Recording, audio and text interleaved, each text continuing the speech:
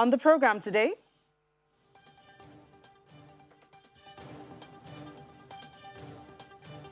the African Development Bank Group concludes its 56th annual meeting today.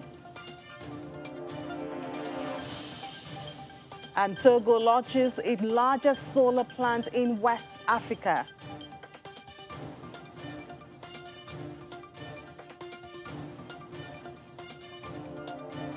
Zimbabwe government rejects calls for salary increase by civil servants.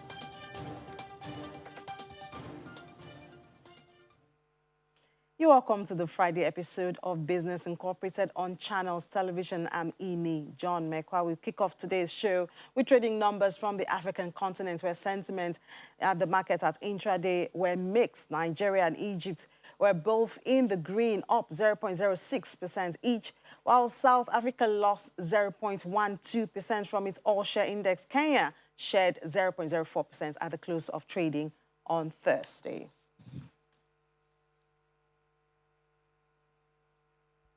Well, it was more of negative sentiment at the markets in the Middle East. Dubai shared 0.38%, while the loss of its index. Abu Dhabi also shared marginally, and Qatar as well. The only positive was Saudi Arabia, which added 0.23% at intraday.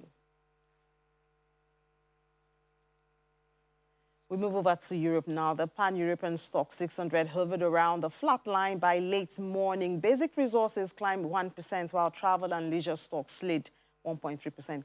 Well, Conrad joins us now to bring us up to date what's happening there from Frankfurt. Hello, Conrad. Good afternoon. Good afternoon. So Germany's upper house of parliament has passed a law on corporate due diligence in supply chains. The idea is to make companies responsible for the human rights and environmental standards abroad, wherever their supplies are sourced. Conrad, how effective can such a law be? To be honest, this legislation has really been watered down in the course of the legislation process. The lobbyists for the German corporate sector have really done their job well. For once, the law only applies to corporations which are larger than 3,000 employees. Only in a couple of years, the law is applicable also to companies with more than 1,000 employees. Now, what's more, companies only have to account for their immediate suppliers. The supply chains of these suppliers are not going to be under scrutiny more. And last but not least, while the new law threatens high fines, the law is also excluding the possibility of civil lawsuits, for example, by victims of child labor. So it's very doubtful that this law will be very effective. It's really become merely symbolical. Well, not so good the news there, but on the stock market in Frankfurt, Bike24 had its IPO, an online retailer of bicycles and everything that has to do with bicycling. A promising market. What's the take among investors on this? Well, the share price of Bike24 has risen above the issue price today. Not an overwhelming reaction. The increase is around about 3%, but still traders here are happy that the share price did not slump, which means that, or is an indicator for this IPO not being overpriced and the company not having been too greedy. This year is a strong one for IPOs here in Frankfurt. So far this year, we've already had 12 IPOs, and 6 more companies are planning to go public over the summer months. Now, of course, more and more people here are discussing whether maybe the window of opportunity might be closing soon, whether we have to reckon with the backlash on the equity markets, which of course would make it more unattractive for a company to plan an IPO. Nobody really knows the answer yet, but I can tell you the discussion is getting louder. And like we always say, we wait and see. Well, the latest report from the JFK Consumer Research Institute has come out updating consumer confidence in Germany. What are the numbers like? Well, the GfK index of consumer sentiment is still in negative territory, but it has risen significantly from -6.9 last month to -0.2 0.3 points. So it's not very far anymore from positive territory. Shoppers are more upbeat here in Germany, of course, because of the end of the corona lockdowns and because of lower COVID-19 cases. Both factors which are important for the researchers, both the outlook on personal income and the outlook on the overall economy by German consumers has turned more positive. The report is adding to a number of positive economic reports in the course of this trading week, which also have inspired the stock market. The German DAX over the course of this week has gained around about 1%. It's not very much, but as you know, the overall level on the equity market is relatively high. So this increase of 1% for the German DAX is enough for traders to really go into the weekend quite satisfied and say, well, what I always say at this stage, thank God it's Friday. Yeah, thank God it's Friday, Conrad. And I'm sure the investors too are saying, thank God it's Friday. Well, do have a lovely weekend, Conrad. Thank you. You too. So moving on now, volume of sales are already up in the UK, but Juliana has the latest to feed us with. Hello, Juliana. Good afternoon. And volume of sales rose 25% from 18% in May, the highest since August. No doubt the confidence comes from vaccination. But what other data do you have for us at this time?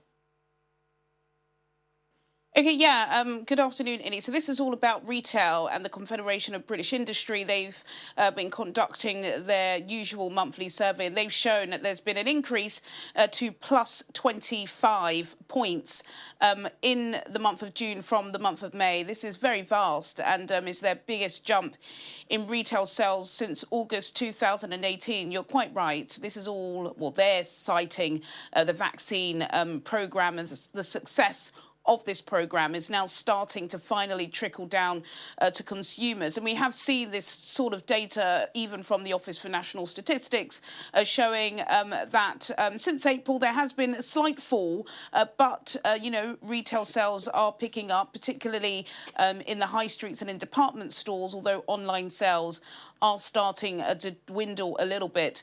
One note of caution from the CBI to the Bank of England is about shortages. And we know that bottlenecks are one of the reasons why we are starting to see a high level of inflation. Once there's demand and there's less supply, the prices begin to go up. And they are starting to see that even when it comes to retail. Apparently, some of the supply they have is at the lowest that they've seen since 1983. So that is going to be a cause for concern. But other than that, this is good, of course, as the economy starts going back to normal. People are out and they're shopping and buying. Mm-hmm. And a lot of talks actually since yesterday about updating the green list. What changes have been made to the list and what are some of the reactions? Yeah, of course, massive story here in the UK. It's pretty cold here, Innie. And so Brits do like their holidays, and the Europe, well, most of Europe, like to welcome British holiday makers. So after much long-awaited anticipation, Grant Shapps, the Transport Secretary, and Prime Minister Boris Johnson have finally given the green light to some destinations that are popular with British tourists. Malta, for example, has been added to the green list, the Balearic Islands. These are the islands around Spain, so places like Ibiza, which is very expensive, by the way.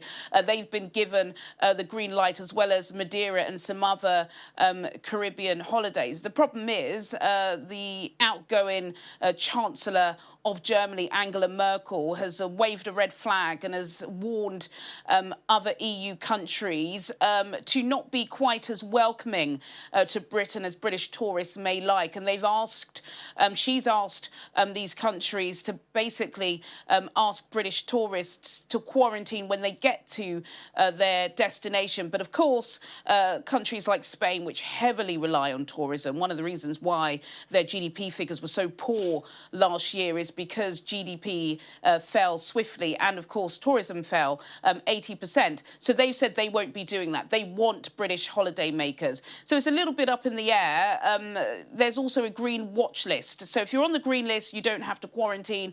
If you're on the green watch list, you also don't have to quarantine, but you could get one of those breaking news straps coming in at 2 o'clock in the morning saying you've got to get home by 6 if you don't want to quarantine.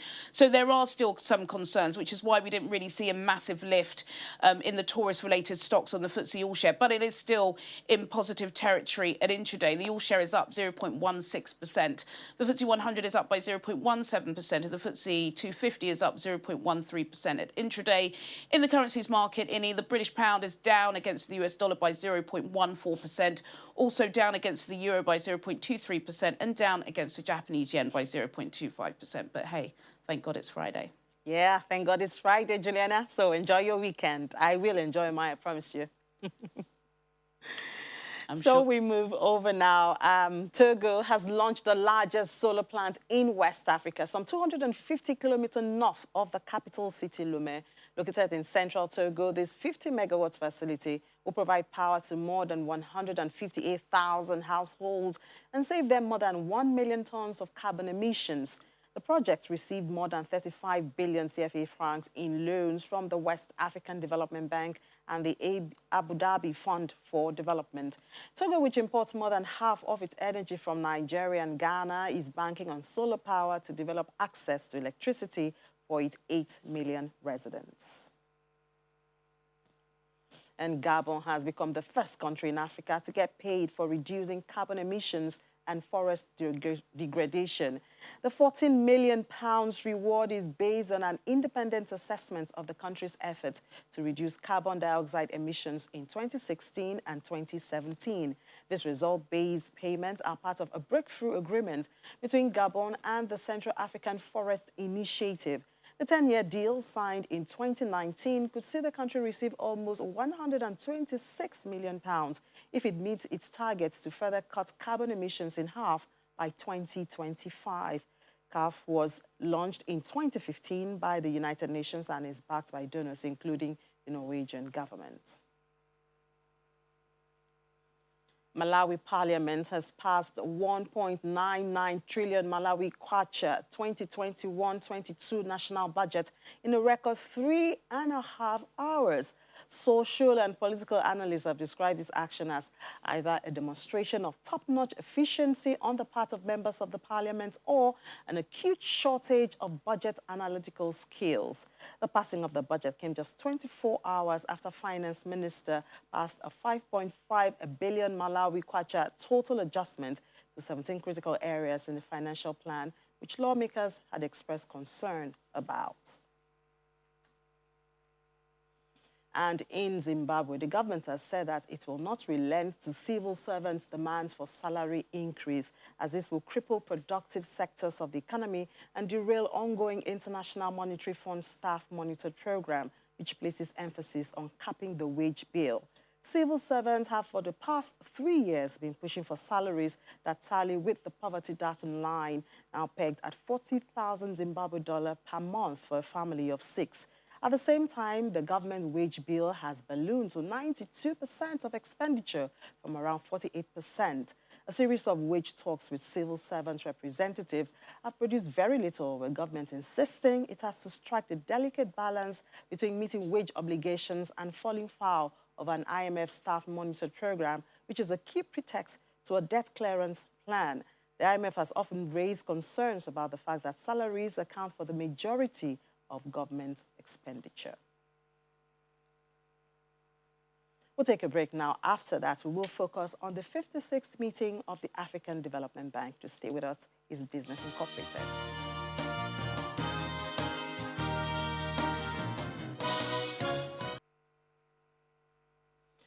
The 56th annual meeting of the Board of Governors of the African Development Bank and the 47th annual meeting of the African Development Fund, the concessional arm of the bank group for 2021, which started on the 23rd of June, ends today, the 25th of June, with over 3,000 participants, including finance ministers, central bank governors, policymakers, representatives of civil servant group, heads of international organizations, business leaders from the bank's group members who joined virtually. The meeting focused on building resilient economies in post-COVID-19 Africa.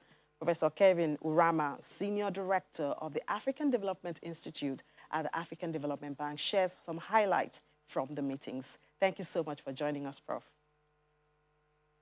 Thank you very much for having me. You're welcome. Well, it's become obvious that rebuilding any economy at all at this time depends largely on the spread of inoculation. The AFDB president, in one of his speeches, said that Africa should not be begging for vaccine. Well, what is the bank doing towards this, helping Africa to become vaccine independent at this time? The African Development Bank has been doing quite a lot since the onset of the pandemic to support African countries' capacity to respond to the pandemic in several ways. As you know, the bank has supported countries with up to $4 billion to help in procuring medical supplies and also vaccines to help to fill that gap on the continent. And the bank is also working on a strategy to help with building pharmaceutical industries on the continent to help Africa to produce vaccines, produce its own vaccines. At the moment, Africa produces less than 1% of the vaccines that it needs. And that is why you see that we have not been prepared to address the pandemic. At the moment, we have only about 0.6% of African adults who are fully vaccinated. And you would agree with me, this is not good for the continent because it means we will not be able to reach herd immunity quickly to be able to bring back economic activities on the continent. So the bank is working with the AU and other agencies to be able to help Africa in this direction. Thank you. Well, when you say only 26% of Africans have been vaccinated, is the problem the availability of vaccine or skepticism by Africans to get vaccinated? From what we're seeing, the availability of vaccines is one of the major problems in many countries. And you're right, there's also vaccines skepticism, but I wouldn't put the low rate of vaccination on the continent to the latter issue that you have raised. So we still have many Africans who are willing to get vaccinated, but the vaccines are not available to them. And in some places, they may not be affordable to them. And this is why this particular year, we have focused on vaccine justice, trying to mobilize support for African countries to be able to access the amount of vaccines required to vaccinate our people. Well, the first event on debt resolution and growth, the road ahead for Africa, brought together leading experts, including the president of the African Development, the managing director of IMF, the managing director of WTO, and many ministers from several continents to discuss the subject. Why focusing on that at this time, and what were the major take-home from that meeting? Yeah, the reason for the focus on addressing the debt question on the continent is very obvious, because addressing debt issues means addressing the issues of development on this continent. As you know, even before COVID-19, the debt challenge on the continent was already rising, with several countries heading towards a debt sustainability challenge. So the bank has mobilized to develop a debt action plan to be able to help African countries to build capacity to address several aspects of the debt challenge, starting from domestic resource mobilization to budget planning and management, public financial management, and also all areas of improving transparency and accountability in the public finance management system. For example, one of the key areas that all the panelists have and speakers, including our own ministers and governors, have come up with is the need to enhance debt transparency on the continent. There is need for the continent to be more transparent with regard to what is borrowed, where it is borrowed from, the terms of the borrowing, and what it's being used for.